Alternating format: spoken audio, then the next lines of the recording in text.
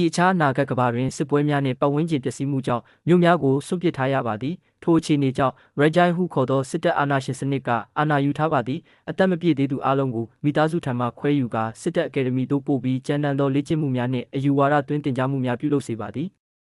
တောအုပ်တွင် Wales သည်လှည့်လည်ပြေးလွှားနေစဉ်တစ်ပင်ပေါ်ရှိငှက်တကောင်ကိုတွေ့သည်သူမသည်ချစ်တံကိုထုတ်ယူကာပြည်ရန်ပြင်ဆင်တော်လဲနောက်ဆုံးတွင်လက်ကိုဆန့်ထုတ်ပြီးဒေသခံဘာသာစကားဖြင့်စကားတစ်လုံးကိုတိတ်တဆိတ်ပြောလိုက်သည်အနားယူရင်းငှက်သည်ပြန်တန်းထွက်သွားသည်သူမ၏မိခင် Niska ကဘာကြောင့်မတက်ခဲ့သနည်းဟုမေးရ Wales ကငှက်၏အတန်ကိုနားထောင်နေခဲ့သည်ဟုပြန်ပြောသည်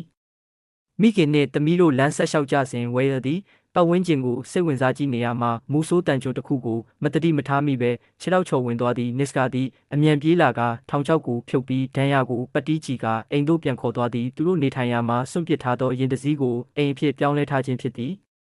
ညတွင်ဝဲဒဏ်ရာမှသွေးမရက်သေးသဖြင့် Niska စိုးရိမ်လာသည်ထိုအချိန်တွင်အတန်တစ်ခုကြားရပြီးပြတင်းပေါက်မှကြည့်ရာ drone တစ်စင်းလာရောက်နေသည်ကိုတွေ့သည့် Niska သည် Wales ကိုတိတ်တိတ်နေရန်ပြောပြီးတနက်ယူကအပြင်သို့ထွက်သွားသည်အခွင့်အရေးရသောအခါ drone ကိုပစ်ချပြီးမြေပြင်ပေါ်ကျသွားသည့်အထိထပ်မံပစ်ခတ်သည်နောက်ထပ် drone များလာနိုင်ကြောင်းသိသောကြောင့်သူတို့၏ပစ္စည်းများကိုစုဆောင်းကအိမ်ကိုမီးရှို့ပြီးထွက်ပြေးကြသည်သူတို့သည်တောအုပ်ကိုဖျက်ကာသွားကြပြီး Wales သည်ခြေထောက်နာသဖြင့်ညီးတွားတော်လဲ Niska ကအန်နီယယ်မှလွတ်ရန်ဆက်သွားရမည်ဟုအားပေးသည်မြစ်တစင်းတို့ရောက်သောအခါလှေကိုတွေ့ပြီးထွက်ပြေးနိုင်ကြသည်နေ့တစ်နေ့လုံးနှင့်ညတစ်ညလုံးလှေဖြစ်သွားပြီးနက်နက်တွင်စစ်ပွဲကြောင့်ပျက်စီးနေသောမြို့တစ်မြို့သို့ရောက်ကြသည် Niska က Wales ကိုမြည်သူမှမျက်နှာမမြင်ရအောင်သတိပေးပြီးမျက်နှာဖုံးချီကခေါင်းတင်ခိုင်းသည်လမ်းလျှောက်နေစဉ်အတန်ချက်ဆက်များမှအသက်မပြည့်သူများကိုဖွက်ထားခြင်းသည်ဥပဒေမကျကြောင်းနှင့်စုဆောင်းအသက်အရွယ်ကိုပုံမလျှော့ချထားကြောင်းကြေညာနေသည်ကိုကြားရသည်စွန့်ပစ်ထားသောအိမ်တစ်လုံးသို့ဝင်မိအချိန်အိမ်နီးချင်းတဦးက Wales သည်ကလေးဖြစ်ကြောင်းသိသွားသည်ကြောက်ရွံ့နေသော Niska သည်ဓားကိုပြင်ဆင်တော်လဲထိုလူကသူလဲသူသားတွေကိုဖွက်ထားကြောင်းပြောပြီးအန္တရာယ်မဖြစ်စေရန်အာမခံသည် Niska ကတော့ကိုပိုင်လန်းကိုသာလိုက်ရမည်ဟုပြောသည်Niska အိတ်နေချိန် Wales သည်တိတ်တိတ်ထွက်သွားပြီး Trey ကိုတွေ့သည် Trey ကသူ့ဥယျာဉ်သို့ခေါ်သွားပြီးဟောင်းနေပြီဟုထင်ရသော drone တစ်စင်းကိုပြသည်သို့သော Wales သည်အတန်တစ်ခုကြားရပြီး drone သည်အသက်ရှင်နေသလိုခံစားရသည်ခဏအကြာတွင် drone အလုပ်လုပ်လာပြီး Niska ကအချိန်မီရောက်လာကဖျက်ဆီးပစ်သည်ထို့နောက်သမီးကိုဆွဲခေါ်ကအိမ်သို့ပြန်လာသည်မကြာခင် Jingle ဟုခေါ်သောအာဏာပိုင်များလာရောက်ပြီး Trey ကိုဖမ်းဆီးရန်ကြိုးစားကြသည်သူနှင့်သူ့အဖေကအသက်ပြည့်ပြီးသားဟုပြောတော်လဲလက်ပတ်ဆက်ဖြင့်စစ်ဆေးရာအသက်မပြည့်သေးကြောင်းပေါ်လွင်လာသည် Trey ကိုခေါ်သွားပြီးသူ့အဖေသည်တားဆီးရန်ကြိုးစားရာတပ်ဖြတ်ခံရသည်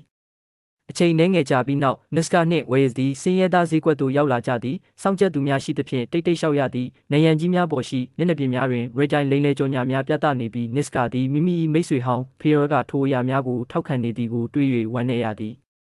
drone များကအစားအစာများချထားသဖြင့်လူအုပ်ကြီးသည်လူရက်ကြတော့လဲ Niska က Wales ကိုဖွက်ထားသည်လူများစိတ်လှုပ်ရှားနေချိန်တွင်မိတ်ဆွေဟောင်း Robert အိမ်သို့သွားကြသည် Robert သည် Wales ကိုကလေးဘဝအကြောင်းတတိယပြီးကြောင်းကိုအစာကျွေးစေကစိတ်ပန်းချိန်ပေးသည်မိန်းမနှစ်ဦးသည်မိဖို့ခန်းတွင်စကားပြောရာ Wales ဒဏ်ရာအနာဝင်နေကြောင်း Niska ကပြောသည်သို့သောစေတမ်းများကိုဂျင်းကများစောင့်ကြက်နေကြောင်း Robert ကရှင်းပြသည် Pierre သည် Robert သားဖြစ်ကြောင်းဖော်ထုတ်ရာ Robert ကအကယ်ဒမီသို့တက်တင်ကျောင်းအကြံပေးတော်လဲ Niska ကသမီးကိုထာဝရမမြင်ရတော့မည်ဖြစ်သဖြင့်ညှင်းဆန်သည်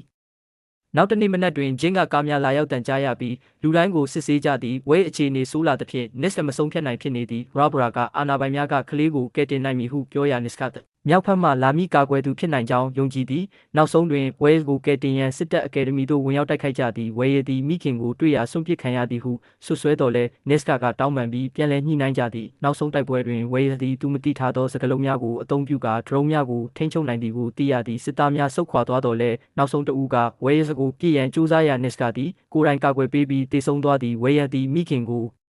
ဖတ်ထားကနောက်ဆုံးအချိန်များကိုအတူရှိနေသည်drone များသည်သူတို့ကိုဝိုင်းပတ်ကအသက်၏စက်ဝိုင်းတစ်ခုကိုဖန်တီးနေသည်